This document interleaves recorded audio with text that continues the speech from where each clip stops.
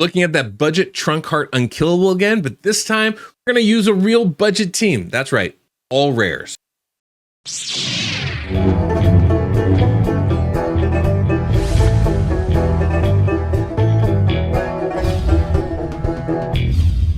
Welcome, I'm the DeadwoodJedi. This is going to be another Raid Shadow Legends video. We are on the test server. We are looking at the budget TrunkHeart Unkillable team. Again, I wanted to take a look at it, one, using an actual budget team, right? Like rare champions, which is what we're going to be bringing in. So we have an understanding of like what our damage potential is. Now, probably not going to be super high, but we are on Ultra Nightmare. Be aware of that. So chances are if you're at hitting Ultra Nightmare, you probably have some better options than what I'm bringing in.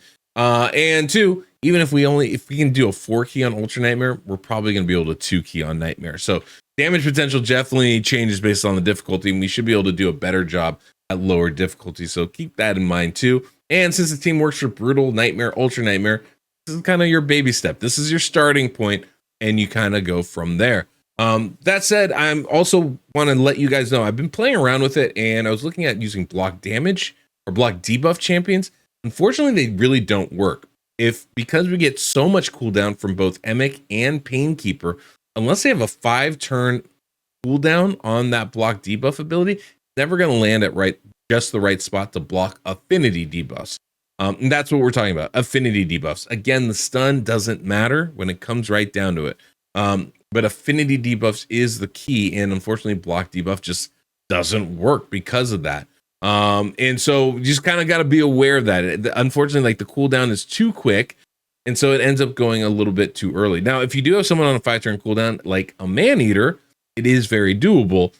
Why would you use a Man-Eater for this team? I couldn't tell you, and I wouldn't recommend it, but you could. So you do have that option, but I think more realistically is somebody that has a 4-turn block debuff ability, and we just don't book the cooldown, right? Maybe like a Scathix or somebody. In that case, it should work just fine. And so those are options for you guys, at least some other options for you to kind of keep in mind. As far as cleansing goes, it's kind of a similar vein, right? Where it is a little bit difficult finding the timing to use a cleanser, right? And get it all set up. But you can use somebody, but it's a little bit easier because basically you need that cleansing skill to happen right after those cooldowns are effective. So if they're on a 5-turn cooldown, like we're going to use today with Spirit Host, that works. If it's on a 4-turn cooldown, that can work as well. And if it's on a 3-turn cooldown, that also can work because they're going to get the cooldown right before they need to use their skill to cleanse everything. So all of those are options that will work for you, or should work for you anyway. And it might take a little bit of manualing, I think, with some of them to get it, perfectly set up. But all of them should work. I think actually, I don't even think so. So like even 3-turn cooldowns work really nicely. So anyway, there are options out there. But that said, let's look at how I have this set up, and we'll do the run, and I'll try to show you a little bit of the calculator so you understand exactly how it's supposed to work. Again, you can find this build on the website. If you enjoyed today's video, please don't forget to subscribe and hit that notification bell. That way you don't miss the next one. Okay, this is a team. We've got Grave Chill, Killer, Spirit Host, Painkeeper, and Frozen Banshee, along with Emic. All rares plus Emic, baby. Grave Chill, we got that stun target, right? 121 speed. Now, because we're going to actually block the stun, we will get both attacks in, so we'll get some extra poisons. We'll get some decreased defense. Both those things are valuable for us to bring in. Spirit Host here, that's Dark Gift is the ability that's going to work for us, right? It's going to cleanse debuffs and place block debuffs on us. And that's going to work out perfectly for us, allow us to prevent the stun from affecting us too. And then, of course, we got Frozen Banshee for some extra damage. Now, we did get Grave Chill's HP up above that 36 threshold, and Spirit Host is low. She's only level 50, rank 5. So everything else works really nicely. Now, the big trick with this, obviously, like when you're really running it, is getting the right affinities for the stun. Typically what this means is having having basically 2 stun targets that you can swap in and out is usually the best way to go based off of affinity. So because we're using Spirit Host here, I would want to make sure I have a green affinity stun target so that they're both weak affinity at the same time, and then my stun target would then become preferred. I would also probably want a blue affinity stun target like I have now. So when blue affinities, when we're up against blue affinity, we've got when blue affinity is weak against red affinity, right, clan boss, we have another weak stun target here, and that would allow me to use all my champions, or I bring in different DPS options for you guys. But I'm figuring if you're building a team like this, you ain't got a lot of options. So anyway, let's jump in. Let's look at the run, set up the start, and see how it begins, and then we'll break it down a little bit further. Okay, getting started, nice and simple here on Ultra Nightmare, right? We get that increased attack buff from Spirit. Spirit Host is actually pretty nice. And then you'll see here, she's already pretty low, right? She doesn't have a lot of HP. But we'll get that cleanse right off the stop, and then there's that block debuff. But because she puts block debuff on herself, Spirit Host does, she gets that stun on that basically until it's as long as the hit doesn't kill her, it's okay. She'll, you know, she won't be stunned, will stay in sync, which is kind of the important part. We do have that unkillable up, and obviously Grove Chill's taking one less attack, so the unkillable stays on right there for the stun. Because of the HP balancing, Painkeeper's healing up Grave Chill, making her the preferred stun target, which works really nicely. And after a turn or two, this works really good. Another great thing though, with low, you know, with kind of weaker champions like I have here, Emek's Shield does a really good job of kind of keeping us balanced and in sync in the beginning of the fight, which is really nice. So that's the team. It's working pretty solid, I would say. So we're gonna just let this run a little bit, and yeah, then we'll kind of come back and see how we do. It's probably not gonna be a lot of damage. We're just relying on poison, not a lot of raw damage coming out of these champions, but we'll see how it goes.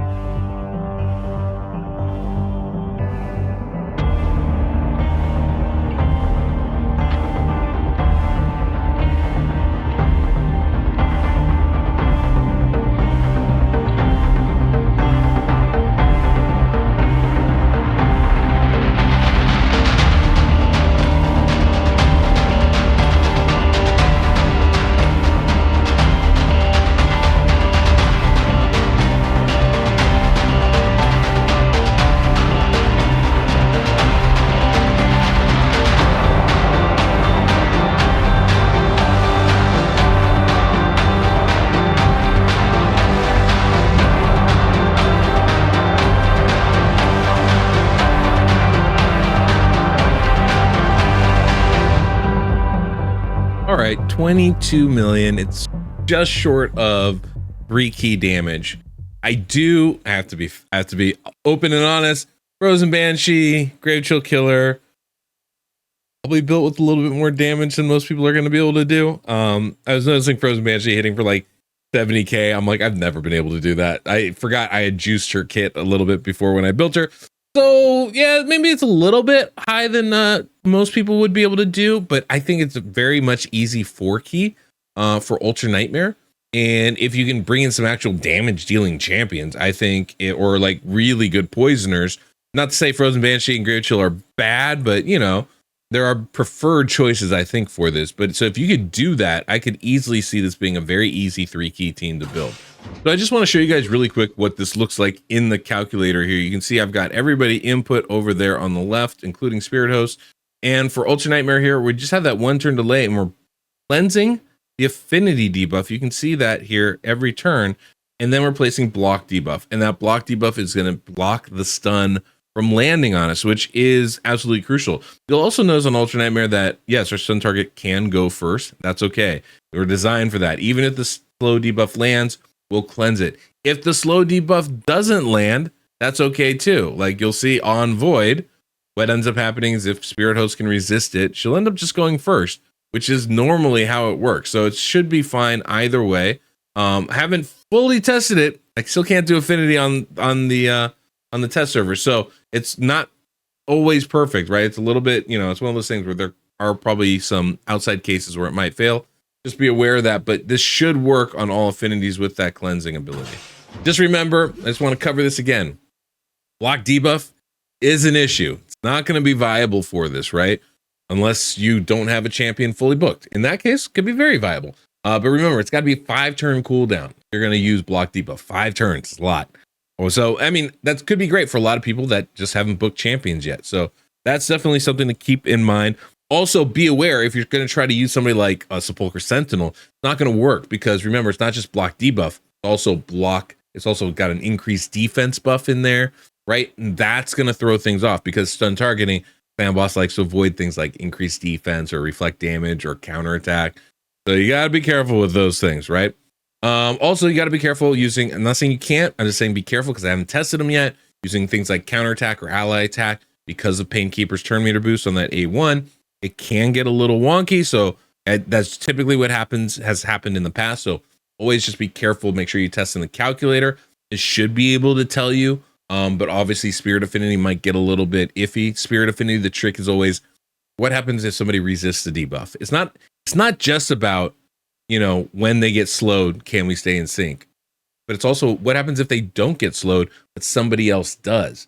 Does it stay in sync? Because those things can throw stuff off. So there's a lot of kind of factors going into it, which is why it takes a lot of testing to make sure these teams are all working the way we want them to. That said, I think this is a great comp for a lot of you guys out there. Hopefully it's going to be something helpful. I did want to show kind of the, you know, a different style cleanser besides just a Grave Chill, besides just a Doom Priest. And I want to make sure we see it like in a more realistic setting with all rare champions, which we did, even if they have 200 plus crit damage. We're not perfect, guys. We're not perfect.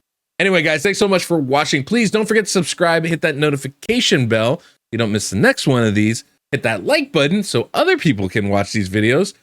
Feel free to leave a comment down below. Let me know what you guys think about this team. You know, if you have ideas of improving it, you know, what kind of damage champions would you bring in? I always love bringing somebody like a Bellinor into these teams, but I've been trying to figure out how do I make that work? I'm not sure. I would love to find an all void version of this team. I think would be pretty fun. I feel like a Runekeeper Dazzdirk might be a really interesting option, right?